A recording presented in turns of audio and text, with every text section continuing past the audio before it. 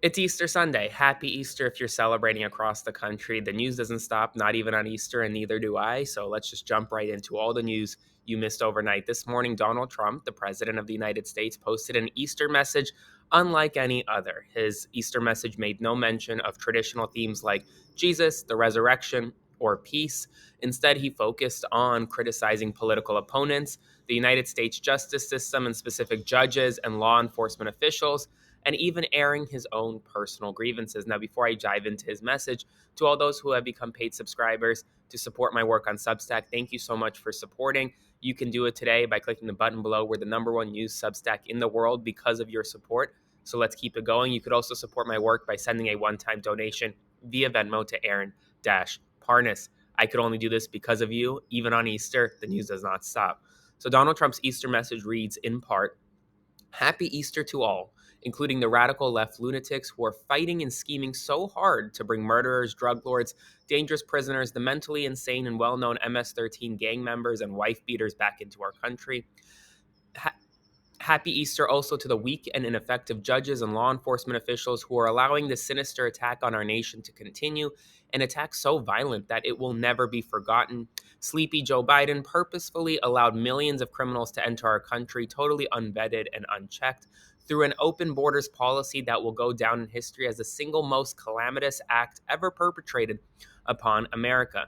He was by far our worst and most incompetent president, a man who had absolutely no idea what he was doing. But to him and to the person that ran and manipulated the auto pen, perhaps our real president, and to all the people who cheated in the 2020 presidential election in order to get this highly destructive moron elected, I wish you, with great love, sincerity, and affection, a very happy Easter.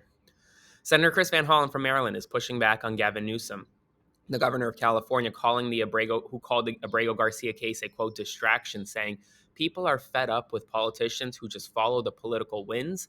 If you can't defend the Constitution and due process, you shouldn't be in a leadership role. Shots fired. A draft executive order from the Trump administration proposes a major overhaul of the United States State Department, including deep cuts to programs on climate, refugees, human rights, and more, potentially the biggest overhaul for the United States State Department since the 1700s. In addition, we're now getting unconfirmed numbers of over 1 million people protesting Elon Musk and Donald Trump yesterday. Over 700 protests occurred across all 50 states and across the world in places like Italy and Germany. Significant protests occurred against the Trump administration. According to reports, the next protest is planned for May 1st. Did you protest? Let me know in the comments below. Would love to hear from you if you protested and where and how many people you saw at your local protest. I will be on the ground covering the next protest whenever and wherever it may be. An immigration judge in Minnesota has ruled that an Indonesian father of a special needs infant who was detained at his Minnesota hospital job after his student visa was quietly revoked will remain in custody as his case moves forward. Another hearing is set for May 1st. That is a pretty crazy case. He's a Minnesota father who, without him knowing, unbeknownst to him, had his visa quietly revoked by immigration officials and was detained, and now will be remanded behind bars for at least another 10 or 11 days while his case proceeds through the immigration courts. I'll do a fuller breakdown on that case so you know exactly what's happening. DHL will suspend international shipments valued over $800 to U.S. consumers, citing changes in customs regulations and processing challenges. Senator Amy Klobuchar from Minnesota said she believes the court should hold Trump administration officials in contempt if they ignore legal orders, including in the case of the Salvadoran national who was reportedly Abrego Garcia, who was deported by mistake. Representative Maxine Dexter of Oregon announced she'll be traveling to El Salvador to advocate for the release of Kilmark Abrego Garcia. She plans to share trip details soon. The White House Easter egg roll, which is happening tomorrow, is going corporate, folks. It'll feature major sponsors like Meta, Amazon, and YouTube.